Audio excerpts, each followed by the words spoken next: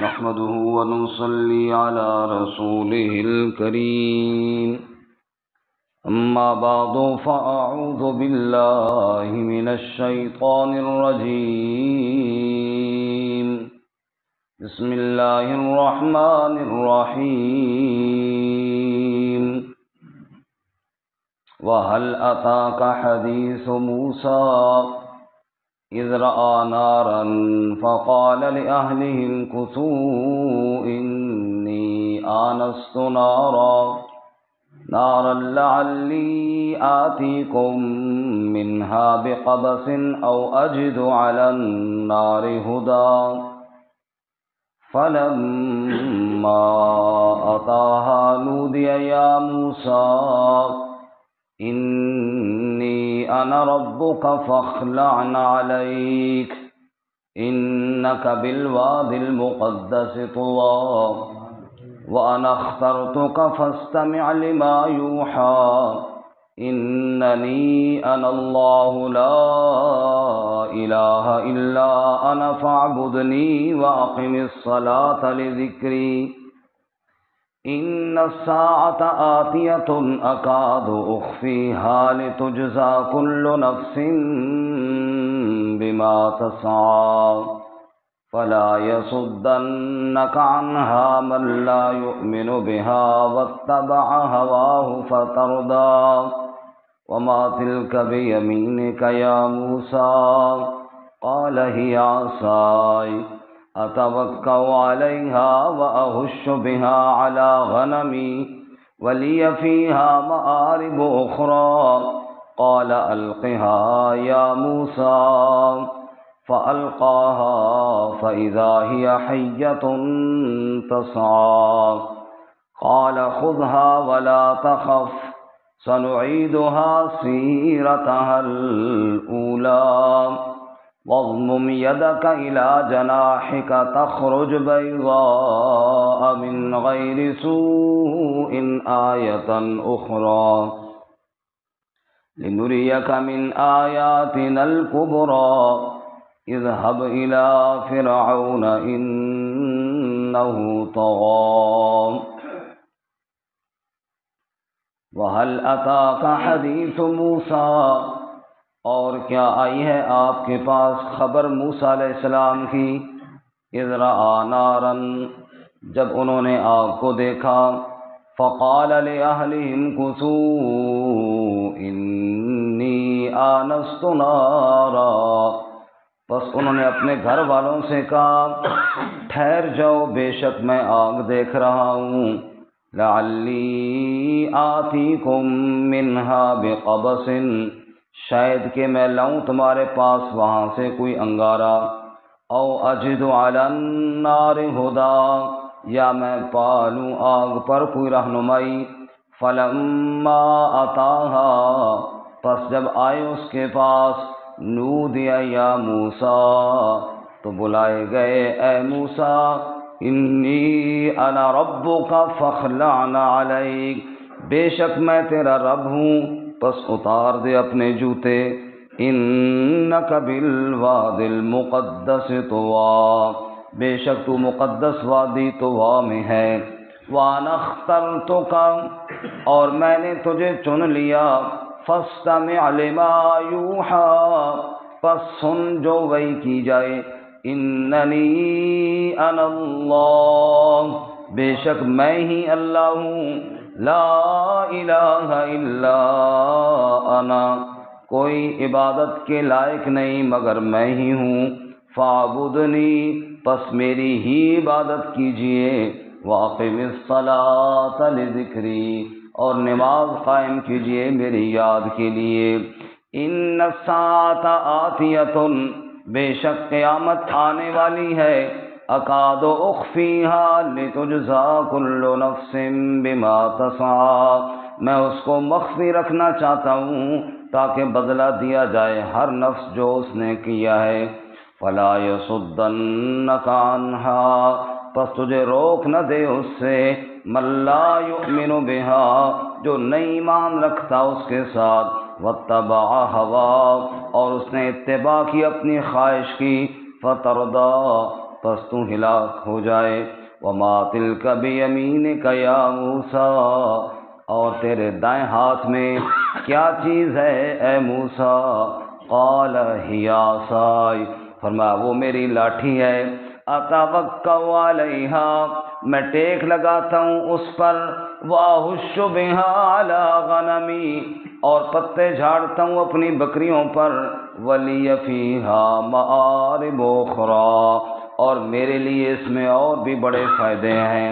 قال القھا یا موسیٰ، فرمایا اس کو پھینک دے اے موسیٰ۔ فالقاہا، پس ڈال دیا اس کو موسیٰ علیہ السلام نے۔ فاذا ہی حیۃ تسعیٰ، پس اچانک وہ سانپ بن کر گیا، دوڑنے لگ گیا۔ قال خذھا ولا تخف، اللہ نے فرمایا پکڑ اس کو اور ڈر نہیں۔ سنعیدھا سیرتھا الاولی، ہم ان قریب اس کو پہلی حالت پر لوٹا دیں گے۔ واضمم یدک الی جناحک، اور ملا اپنا ہاتھ اپنے بازو کی طرف۔ تخرج بیضاء من غیر سوء، نکلے گا سفید روشن بغیر کسی تکلیف کے۔ آیتن اخری، یہ دوسری نشانی ہے۔ لنریک من آیاتنا الکبری، تاکہ ہم تجھے دکھائیں اپنی بڑی نشانیاں۔ اذهب الی فرعون انہ طغی، جا تم فرعون کی طرف، بے شک وہ سرکش ہے۔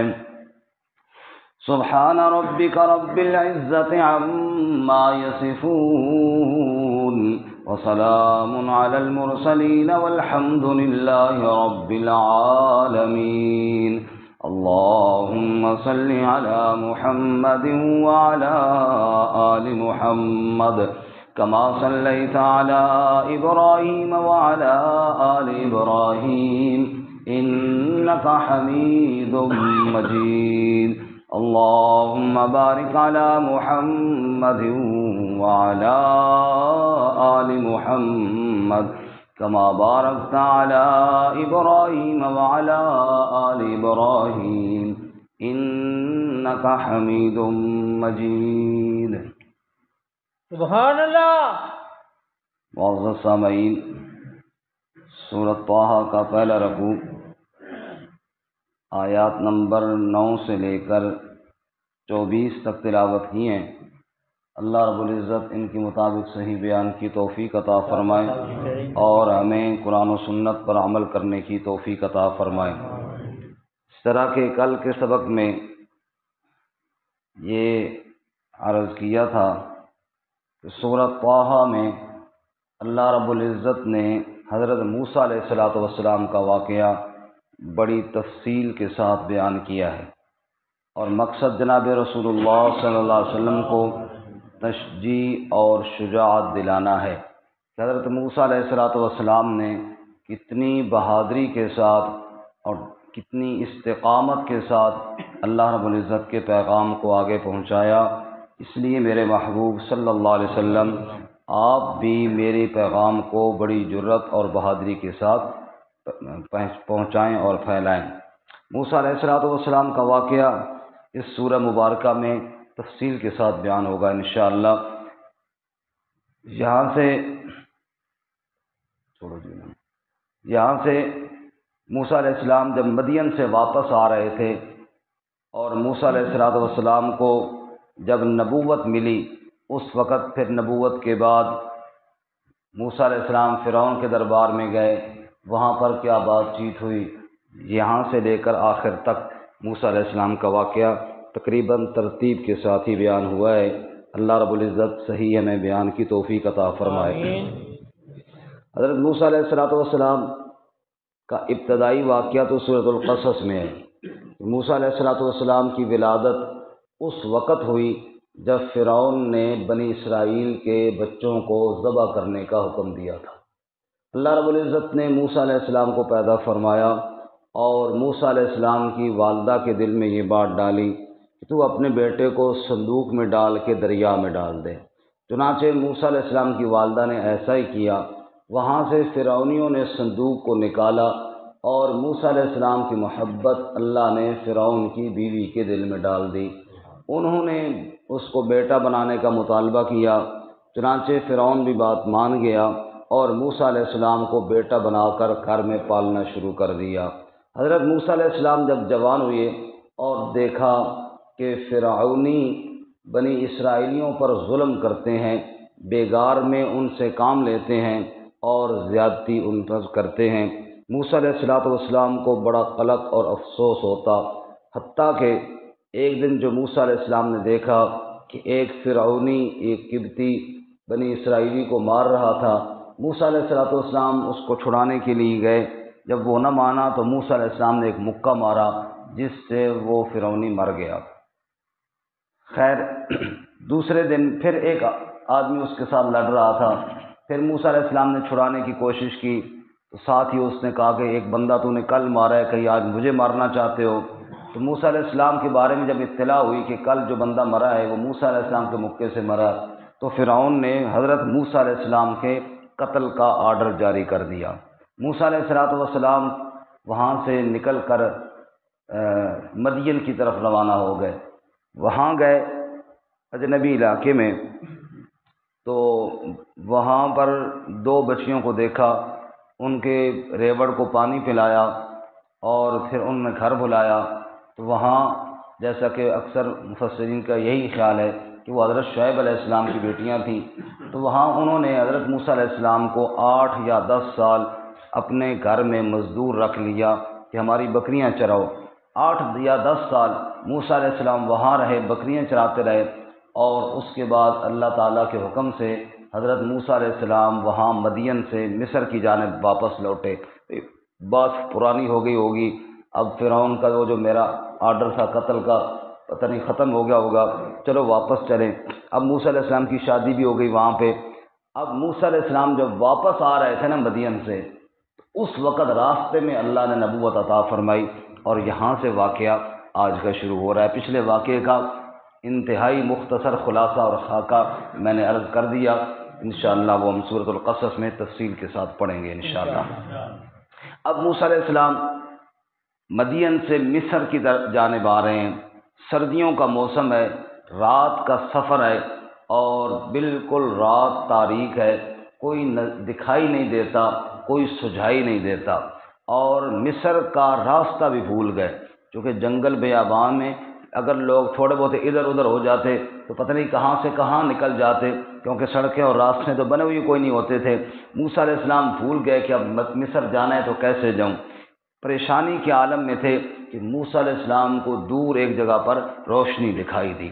انہوں نے سوچا کہ شاید کوئی بندہ ہے وہاں، اس نے آگ روشن کی ہوئی ہے، تو کیوں نہ میں وہاں چلا جاؤں، ایک تو اس بندے سے مصر کا راستہ معلوم کر لوں گا، ظاہر جو بندہ جنگل میں رہتا ہے اس کو پتہ ہوگا کہ مصر کس طرف ہے، اور دوسرا چلو سردی میں آگ وہاں سے لے آئیں گے، چلو آگ جلائیں گے، ٹھنڈ کا انتظام تو ہو جائے گا۔ اب سنیے جی کیا واقعہ پیش آیا۔ وَهَلْ أَتَاكَ حَدِيثُ مُوسَىٰ، اور کیا آئی ہے آپ کے پاس خبر موسیٰ علیہ السلام کی، اِذْ رَأَىٰ نَارًا، جب موسیٰ علیہ السلام نے آگ کو دیکھا، فَقَالَ لِأَهْلِهِ، تو حضرت نے اپنے گھر والوں سے کہا، امکثوا، تم ادھر ہی ٹھہر جاؤ، انی آنست نارا، بے شک میں نے آگ کو محسوس کیا ہے، میں آگ دیکھ رہا ہوں، آپ ادھر ہی ٹھہر جاؤ۔ معلوم ہوا باہر کی ضرورتیں پوری کرنا شوہر کی ذمہ داری ہے۔ بیوی کو کہا تم ادھر ہی بیٹھ جاؤ، میں لے کر آتا ہوں، یہ نہیں کہا کہ میں بیٹھتا ہوں تو جا کر لے کر آ، نہیں۔ بعض لوگ یہ خصوصاً جو پیشہ ور بھکاری ہیں نا، مرد سارا دن اپنے گھر میں بیٹھے رہتے ہیں، عورتیں باہر بھیک مانگ رہی ہوتی ہیں، سمجھے، شام کو وہ بیٹھے چرسے پیتے ہیں، سگریٹ پی رہے ہیں، اور یہ مانگ پن کر لاتی ہیں اور وہ بیٹھ کر کھاتے ہیں۔ تو یہ اپنے آپ کو یعنی نظام کو الٹا کر دیا ہے، کمانا شوہر کے ذمہ تھا، کما عورت رہی ہے، بیگم کما رہی ہے، وہ حضرت اور یہ تنخواہ ہوتا ہے نا، وہ مرد بھاگ کر درخت پر چڑھ جاتا ہے، اچھا، اور وہ لڑکی جو ہے جو اس کی دلہن بننے والی ہے وہ جاتی ہے تو کہتی ہے نیچے آ جا، میں کماؤں گی تو کھائے گا، واہ، جی 3 دفعہ کہتی ہے پھر وہ نیچے آ جاتا ہے۔ شکر ہے بات بھی آ جانا جڑے نہ پتر نہیں جیڑا زنانی نو کہہ رہا کہ تو کما تے پھر میں درخت تلے لانا، اسے بدبخت نو درخت نہ لٹکانا چاہیے نہ کہ بار موسیٰ علیہ السلام نے گھر والوں سے کہا آپ ٹھہرو میں جاتا ہوں آگ لینے کے لیے۔ فرمایا انی آنست نارا، بے شک میں آگ دیکھ رہا ہوں، لعلی آتیکم منہا بقبس، شاید کہ میں وہاں سے تمہارے پاس کوئی انگارہ لے کر آؤں، کوئی سلگتی ہوئی آگ لے کر آؤں، او اجد علی النار ہدی، یا آگ پر میں کوئی رہنمائی پالوں، کوئی راہ بتانے والا مل جائے جو مجھے مصر کا راستہ بتا دے۔ اب موسیٰ علیہ السلام وہاں پر کیا لینے گئے تھے جی؟ آگ، اور نمبر 2 مصر کا راستہ پوچھنے گئے تھے۔ نبوت کی طرف کوئی خیال ہی نہیں تھا، ایسا ہی نبوت کی طرف کوئی دھیان ہی نہیں تھا، لیکن ہوا کیا؟ فلما اطاہا، جب اس آگ کے پاس موسیٰ علیہ السلام پہنچے، سبحان اللہ، نودیا، آواز دیے گئے، بلائے گئے، یا موسیٰ، اے موسیٰ، انی انا ربکا، بے شک میں تیرا رب ہوں، سبحان اللہ، سبحان اللہ، فاخلع نعلیک، موسیٰ جوتے اتار دے اور توجہ کے ساتھ میری بات کو سننا شروع فرما دے۔ اللہ، کیا عجیب کیفیت ہوئی ہوگی موسیٰ علیہ السلام، سوچو تو صحیح، تصور تو کرو کہ موسیٰ علیہ السلام اس حساب میں گئے کہ میں آگ لے کر آؤں، مصر کا راستہ معلوم کروں، اور پھر جب رب کی آواز سنی ہوئی ہوگی تو کیا کیفیت بن ہوگی، سبحان اللہ۔ انکا بالواد المقدس طویٰ، اے موسیٰ تو مقدس وادی طویٰ کے اندر آ چکا ہے۔ حضرت موسیٰ علیہ السلام نے جوتے اتارے، رب نے فرمایا وَأَنَا اخْتَرْتُكَ، اے موسیٰ میں نے تجھے چن لیا ہے، سبحان اللہ، فَاسْتَمِعْ لِمَا يُوحَىٰ، اب اس بات کو سن جو وحی کی جائے، جو میں کہوں ذرا توجہ کے ساتھ سننا۔ موسیٰ علیہ السلام متوجہ ہو کر بادب کھڑے ہو گئے۔ اب اللہ کریم نے اپنی بات کا آغاز فرمایا، اننی انا اللہ، بے شک میں ہی الہ ہوں، میں ہی اللہ ہوں، لا الہ الا انا، میرے علاوہ کوئی عبادت کے لائق کوئی نہیں ہے، میرے علاوہ کوئی حاجت روا کوئی نہیں، مشکل کشا کوئی نہیں، نفع نقصان کا مالک، بگڑیاں بنانے والا، صحت دینے والا، رزق دینے والا، عزت دینے والا، اولاد دینے والا، خزانوں کا مالک، عالم الغیب، مختار کل، کوئی بھی نہیں۔ اننی انا اللہ لا الہ الا انا، میرے علاوہ کوئی عبادت کے لائق نہیں، میرے علاوہ کوئی نفع نقصان کے لائق نہیں۔ جب میرے علاوہ کوئی ہے ہی نہیں عبادت کے لائق تو پھر فاعبدنی، پس میری ہی عبادت کیجئے، وَأَقِمِ الصَّلَاةَ لِذِكْرِي، اور نماز کو میری یاد کے لیے پڑھا کیجئے، سبحان اللہ، وَأَقِمِ الصَّلَاةَ لِذِكْرِي، نماز رب کی یاد کے لیے ہے۔ دھیان کیا آپ نے؟ فجر کے ٹائم جو ہی بستر چھوڑ تو بندہ اللہ کے سامنے سجدہ ریز ہو جا، تاکہ تیرے دماغ میں یہ بات پکی ہو جائے کہ سلانے والا بھی اللہ اور نیند سے اٹھانے والا بھی اللہ۔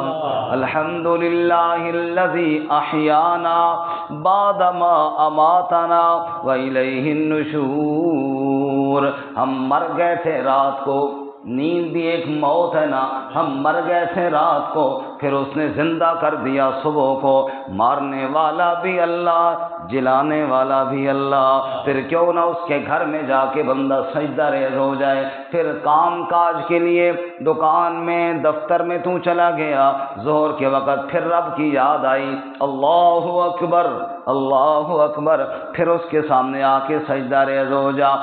عصر کے ٹائم تیری چھٹی کا وقت ہونے والا ہے، پھر اللہ کے سامنے سجدہ ریز ہو جا۔ شام کے وقت تو گھر لوٹ کر آیا، بیوی بچوں کے ساتھ دعا سلام کر رہا ہے، لیکن اللہ کو یاد ضرور کرنا ہے۔ رات کو سونے لگا ہے، پھر اللہ کو یاد کر کے سونا ہے۔ وَأَقِمِ الصَّلَاةَ لِذِكْرِي، نماز میری یاد کے لیے پڑھتا رہے۔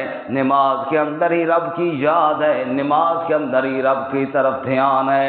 إِنَّ السَّاعَةَ آتِيَةٌ أَكَادُ أُخْفِيهَا، اے موسیٰ نماز بھی پڑھ اور یہ بات بھی ذہن میں رکھ، قیامت بھی آنے والی ہے۔ أَكَادُ أُخْفِيهَا، کب آئے گی اس کو تو میں مخفی رکھنا چاہتا ہوں، اپنے پاس ہی علم رکھنا چاہتا ہوں، کسی کو بتاتا نہیں ہوں کہ فلاں تاریخ کو آئے گی۔ لِتُجْزَىٰ كُلُّ نَفْسٍ بِمَا تَسْعَىٰ، تاکہ ہر نفس کو بدلہ مل جائے جو اس نے کوشش کی ہے۔ کیا مطلب؟ بندہ کوشش کرتا رہے، جب مرضی اللہ کی موت آ جائے گی، جب مرضی ہوگی اللہ کی قیامت آ جائے گی۔ اگر بندے کو پتہ ہو میری موت فلاں تاریخ کو آنی ہے، بندہ ساری زندگی فحاشی بے حیائی میں لگا رہے، آخری دن توبہ کر لے۔ اس لیے فرمایا میں نے موت کا علم اور قیامت کا علم کسی کو نہیں بتایا، تاکہ پتہ چلے کون مجھے راضی کرنے والا اور کون مجھے ناراض کرنے والا ہے۔ فَلَا يَصُدَّنَّكَ عَنْهَا، کوئی بندہ تجھے قیامت کے بارے میں بے خبر نہ کر دے، قیامت کے یقین سے تجھے روک نہ دے۔ مَن لَّا يُؤْمِنُ بِهَا، جو قیامت پر ایمان نہیں رکھتا۔ موسیٰ دھیان کرنا، کوئی بے ایمان بندہ قیامت کا منکر تجھے نہ بنا دے، کسی کی باتوں میں نہ آنا اور قیامت کے اوپر پکا یقین رکھنا۔ وَاتَّبَعَ هَوَاهُ، وہ اس بندے کی نہ ماننا جو خواہش کے پیچھے چلنے والا ہے۔ فَتَرْضَىٰ، اگر ایسے بندے کی بات مانی تو موسیٰ تو ہلاک ہو جائے گا۔ میری بات پہ دھیان دینا۔ اب آپ توجہ فرمائیں، موسیٰ علیہ السلام کے ساتھ جو اللہ تعالیٰ نے یہاں تک باتیں فرمائیں، ان میں 3 بنیادی عقیدوں کا ذکر ہو گیا: عقیدہ توحید، عقیدہ رسالت اور عقیدہ قیامت۔ یہ 3 بنیادی عقیدے ہیں۔ عقیدہ رسالت تو ہو گیا کہ موسیٰ میں نے تجھے چن لیا ہے، تو کس کے لیے چن لیا؟ رسالت کے لیے چن لیا نا، یہ ہو گیا عقیدہ رسالت۔ عقیدہ توحید، اننی انا اللہ لا الہ الا انا فاعبدنی، میری ہی عبادت کرو، اس میں آ گیا عقیدہ توحید۔ اور ان الساعۃ آتیۃ میں آ گیا عقیدہ قیامت۔ تینوں بنیادی عقیدے پہلی ہی گفتگو میں، پہلی ہی وحی میں اللہ تعالیٰ نے موسیٰ علیہ السلام کو واضح طور پر سمجھا دی۔ اب اس کے بعد یہاں تک تو جو تھی گفتگو میرے رب کی گفتگو تھی، رب بات فرما رہا تھا اور موسیٰ علیہ السلام چپ کر کے سن رہے تھے۔ موسیٰ علیہ السلام اس گفتگو میں شامل نہیں تھے، اب اللہ تعالیٰ نے موسیٰ علیہ السلام کو بھی شامل کیا۔ سبحان اللہ۔ کیا فرمایا جی؟ وَمَا تِلْكَ بِيَمِينِكَ يَا مُوسَىٰ، وَمَا تِلْكَ بِيَمِينِكَ يَا مُوسَىٰ، اے موسیٰ تیرے دائیں ہاتھ میں کیا چیز ہے؟ موسیٰ تیرے دائیں ہاتھ میں کیا چیز ہے؟ قَالَ هِيَ عَصَايَ، یا اللہ یہ میری لاٹھی ہے، یہ میری لاٹھی ہے، یہ میری لاٹھی ہے۔ أَتَوَكَّأُ عَلَيْهَا، اس پر میں ٹیک لگا کر چلتا ہوں، لاٹھی سے اونچی نیچی جگہ پر ٹیک لگا کے سہارا لگا کر چلتا ہوں۔ وَأَهُشُّ بِهَا عَلَىٰ غَنَمِي، اور پتے جھاڑتا ہوں اپنی بکریوں پر۔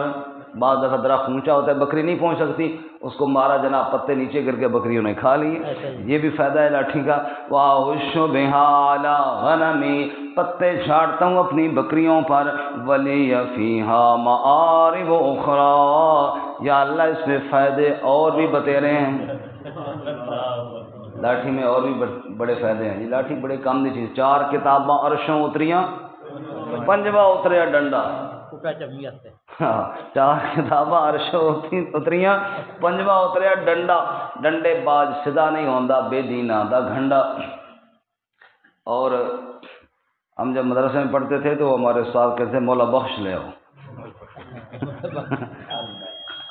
یہ واقعی مولا بخش ہے جناب، بڑے بڑے جناب، یہ پیر بگڑے تگڑے اندر جڑا باقی کسی چیز نہ سمجھے، یہ اس چیز نہ سمجھ جانا ہے جی۔ بارک اللہ اس سے شر تو بچائے۔ اس تو بغیر ہی اللہ سمجھنے توفیق عطا فرمائے، ضروری کوٹ کھا کے سمجھ نہیں جناب۔ اب بات تو پہلے کئی دفعہ آپ نے سنی ہے، لیکن غور فرمائے اس مقام پہ کہ موسیٰ علیہ السلام سے اللہ نے یہ پوچھا تھا تیرے ہاتھ میں کیا ہے، ایسا ہی یہ نہیں پوچھا تھا اس کے ساتھ کرتے کیا ہو۔ ایسا ہی سوال تو اتنا ہے ما تلک بیمینک یا موسیٰ، موسیٰ تیرے دائیں ہاتھ میں کیا ہے؟ قال ہی عصائی، یہ لاٹھی ہے، بس سمجھ آئی نہیں۔ اب مجھ سے کوئی بندہ پوچھے جناب یہ جو آپ کے پاس کیا ہے جی، میں کہوں جی گھڑی ہے، بات ختم۔ اب آگے میں یہ تفصیل بتاؤں کہ فلاں جگہ سے خریدی ہے اور فلاں جگہ اس میں یہ ٹائم آتا ہے، یہ تو کسی نے پوچھا ہی نہیں ہے نا۔ جو سوال ہے اس کا جواب تو اتنا ہی تھا، ہاتھ میں کیا ہے، جواب لاٹھی ہے، بس بات تو پوری ہو گئی۔ یہ اتنی گفتگو کو طول کیوں دیا حضرت موسیٰ علیہ السلام نے کہ ٹیک لگاتا ہوں، پتے جھاڑتا ہوں؟ مفسرین فرماتے ہیں جب رب کے ساتھ ہم کلام ہونے کا شرف حاصل ہوا تو محبت الہی میں موسیٰ علیہ السلام نے بات کو لمبا کر دیا، رب سے باتیں کرنے کا موقع ملا، دو گلہ فالتو ہی کر لیے ذرا۔ سبحان اللہ۔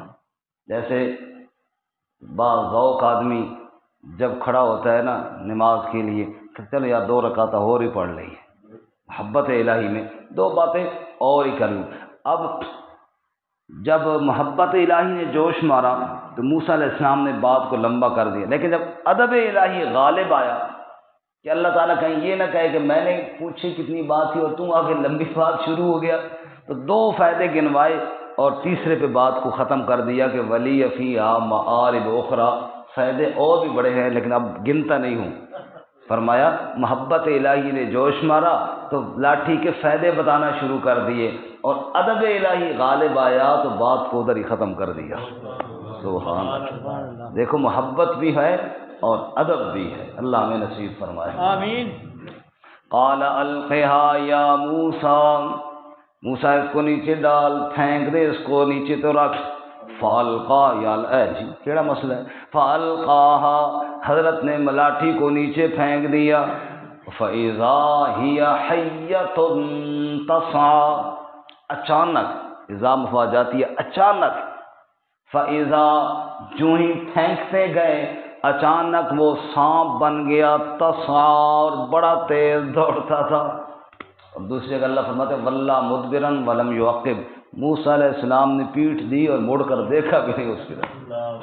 ایسا جناب۔ اب موسیٰ علیہ السلام کیوں ڈرے، اس کے 2 جواب مفسرین نے بڑے پیارے لکھے ہیں۔ نمبر 1، بھئی فطرتی طور پہ ڈر تو ہر بندے کی مزاج میں ہے نا جی، سانپ سے بندہ ڈرتا ہے، ہر بندے کو خوف آتا ہے فطرتی طور پر۔ تو موسیٰ علیہ السلام بھی ایک انسان تھے اور مزاجاً فطرتی طور پر جو انسان میں اللہ تعالیٰ نے ایسی چیزوں سے ڈر رکھے وہ آ گیا، اور اس میں کوئی بری بات نہیں ہے تو آ جاتا ہے۔ دوسرا جواب بڑا مزدار ہے، اس سے بھی خوبصورت۔ فرماتے ہیں مفسرین ایک وہ چیز ہے جو لوگوں نے تیار کی، اس سے اللہ کے نبی کو نہیں ڈر لگتا۔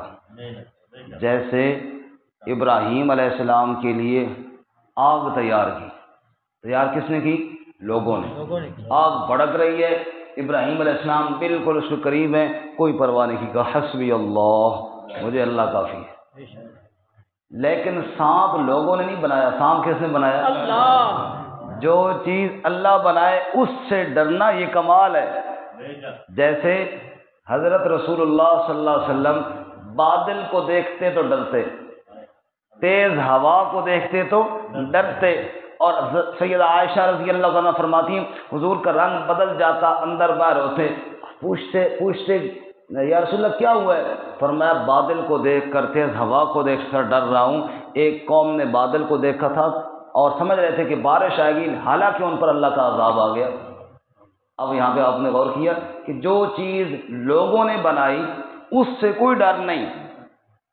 جیسا کہ ایک اور مثال بھی ذہن میں ابھی آئی کہ رسول اللہ صلی اللہ علیہ وسلم غالباً غزوہ ذات الرقاع سے واپس تشریف لا رہے تھے، راستے میں ایک درخت کے نیچے سوئے، تلوار حضور صلی اللہ علیہ وسلم نے لٹکا دی، ایک بے ایمان آیا اس نے تلوار کو اتارا، آپ صلی اللہ علیہ وسلم کے اوپر سونت لی اور پوچھنے لگا من یمنعک منی، آپ کو کون مجھ سے بچائے گا؟ تو حضور نے بڑے اطمینان سے فرمایا اللہ۔ کون بچائے گا؟